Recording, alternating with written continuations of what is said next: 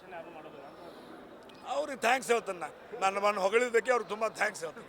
Sir ಈಗ ಎಷ್ಟು ಕ್ಯಾಂಡಿಡೇಟ್ಗಳು ಯಾವಾಗ ಅನೌನ್ಸ್ ಮಾಡ್ತೀರಿ ಸರ್? ಅದು ಹಿರಿಯರಾಗಿರ್ತಕ್ಕಂಥವ್ರು ಇವರು ಇನ್ನೂ ನಮ್ಮ ತಾಲೂಕಿನೆಲ್ಲ ಹಿರಿಯರು ಕೂಡಿ ಬರುವಂಥ ಒಂದು 2 ದಿನಗಳಲ್ಲಿ ಅದು ಸ್ವಾಭಿಮಾನಿ ಪೆನಲ್ದ ಕ್ಯಾಂಡಿಡೇಟ್ಗಳನ್ನ ಹಿರಿಯರಾಗಿರ್ತಕ್ಕಂಥ ಎ ಬಿ ಪಾಟೀಲರು ಅನೌನ್ಸ್ ಮಾಡ್ತಾರೆ. ಬಾಲಚಂದ್ರ ಜಾರಕಿಹೊಳಿ ಅವರು ಒಂದು ಕಡೆ ಹೇಳ್ತಾರೆ, ನಾನು ಹುಕ್ಕೇರಿಗೆ ಬರ್ತೀನಿ, ಜನ ಆಶೀರ್ವಾದ ಮಾಡಿದ್ರು, ಹುಕ್ಕೇರಿಗೆ ಬರ್ತೀನಿ ಅಂತ ಹೇಳ್ತಾರೆ. ಸ್ವಾಗತ ಬರೋರಿಗೆ ಎಲ್ಲರೂ ಸ್ವಾಗತ ಮಾಡ್ತೀವಿ ನಾವು. ಹುಕ್ಕೇರಿ ಜನ ಯಾರಿಗೆ ಇವತ್ತಿನ ದಿವಸ ಅತಿಥಿ ದೇವೋ ಭವ, ಯಾರು ಬರ್ತಾರೋ ಅವ್ರನ್ನ ದೇವರಂಗೆ ನಾವು ಒಳಗೆ ಕರ್ಕೊಳ್ತೀವಿ. ನಾವು ಅವ್ರನ್ನ ಸ್ವಾಗತ ಮಾಡ್ತೀವಿ. ನಾವು ಅದ್ರ ಬಗ್ಗೆ ಎರಡು ಮಾತಾಡೋಂಗಿಲ್ಲ. ಸರ್ 2004ರಲ್ಲಿ ಚುನಾವಣೆ ಆಗಿತ್ತು, ಅದ್ರ ಬಳಿಕ ಯಾವುದೇ ರೀತಿ ಚುನಾವಣೆ ಆಗಿರಲಿಲ್ಲ. ಈ ಚುನಾವಣೆಗೆ ಏನು ಕಾರಣ ಅಂತ ದಿವಂಗತ ಉಮೇಶ್ ಅಣ್ಣ ಕತ್ತಿ ಅವರ ಗ್ಯಾಪನ್ನು ಅವರು ಅದರ ಗ್ಯಾಪನ್ನು ಉಪಯೋಗ ಮಾಡ್ಕೊಳ್ಳೋಂಥ ಪ್ರಯತ್ನ ಮಾಡಿದಾರೋ ಅಂತ ನನಗೆ ಅನಿಸ್ತದೆ. ಎಲ್ಲೋ ಇದುವರೆಗೂ ಹೊರಗಿನವರು ಅಂದ್ರೆ ಅವ್ರ ಹೆಸರು ತೋರಿ ಭಾಷಣದಲ್ಲಿ ಹೊರಗಿನವರು ಅವರೇ ಅಂತ ಡೈರೆಕ್ಟಾಗಿ ಹೇಳಿದ್ರಿ ಸರ್. ನಾನು ಯಾರು ಅನ್ನೋದು ನೀವು ತಿಳ್ಕೊಂಡಿರ್ತಿರೋದು.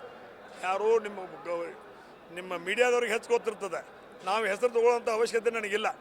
ನಮ್ಮ ಕ್ಷೇತ್ರದ ಜನರಿಗೆ ಒಳಗಿನವ್ರು ಯಾರು ಹೊರಗಿನವ್ರು ಯಾರು ಅನ್ನೋದು ನಮ್ಮ ಕ್ಷೇತ್ರದ ಜನರಿಗೂ ಗೊತ್ತದೆ, ಅಥವಾ ನಮ್ಮ ತಾಲೂಕಿನ ಜನರಿಗೂ ಗೊತ್ತದೆ. ನಾವು ಹೇಳುವಂಥ ಅವಶ್ಯಕತೆ ಬರೋದಿಲ್ಲ.